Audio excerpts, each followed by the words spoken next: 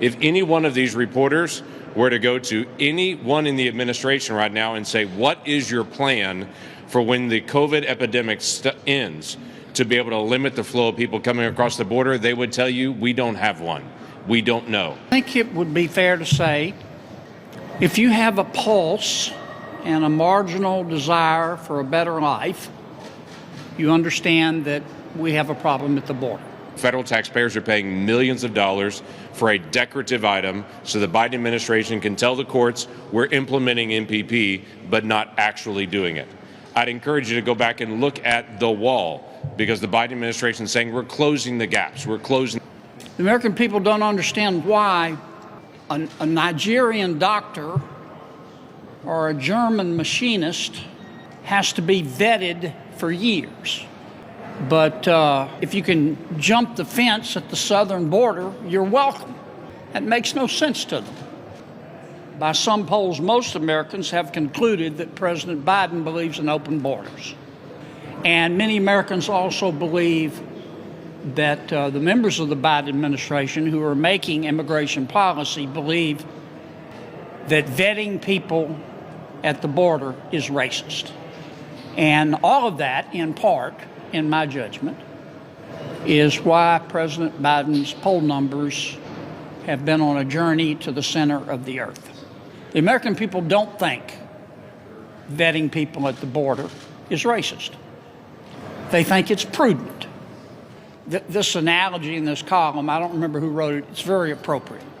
Most Americans look at our southern border as America's front door. And they look at the southern border like they look at their own front door. Most Americans lock their front door at night. They don't lock their front door at night because they hate everybody on the outside. They lock their front door at night because they love the people on the inside. And they want to know who's coming in and who's going out of their home.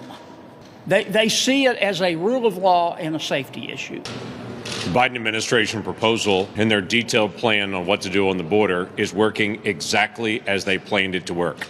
No one will ever convince me this is an accident. If this was unintentional, they would have already responded to be able to stop it. Not only are they not stopping it, they continue to find people and find new ways for people to not follow the law. Their plan for the border is working exactly as they planned for it to work.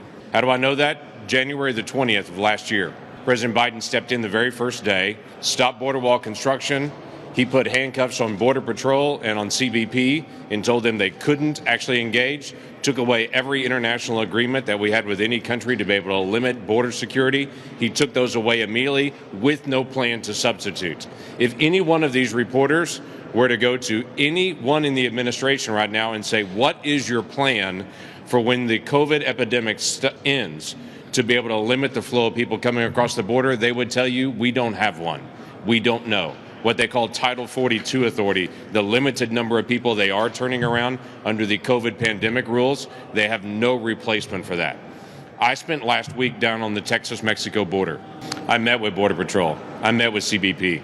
I met with ICE. I went to the places that Ali Mayorkas did not go, and the president and the vice president would not go and have not gone. Here are the things that I saw firsthand.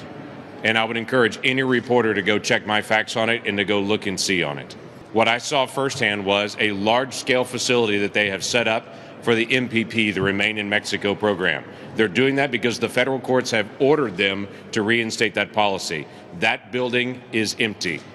So far that they had evaluated 60 people that might be eligible for it, but as they went through the review process, they excused 57 of those and only were running 3 people through it. 3. That was last week in Brownsville, Texas.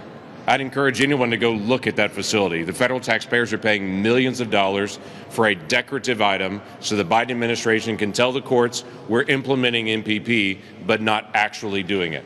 I'd encourage you to go back and look at the wall, because the Biden administration is saying we're closing the gaps. We're closing the gaps. There are gaps in the wall. We know it's nonsensical. We're closing the gaps. I'd encourage anyone to actually go see what's happening, because you'll see generations of 30-foot wall that's there with a gap in between, and they're closing the gap with a fence about this tall. So last year I was out and about in this area and I was showing you some of the Trump wall that was here that has a 12-foot concrete section with an 18-foot wall on top of it. Well, this is the new wall that's being put up.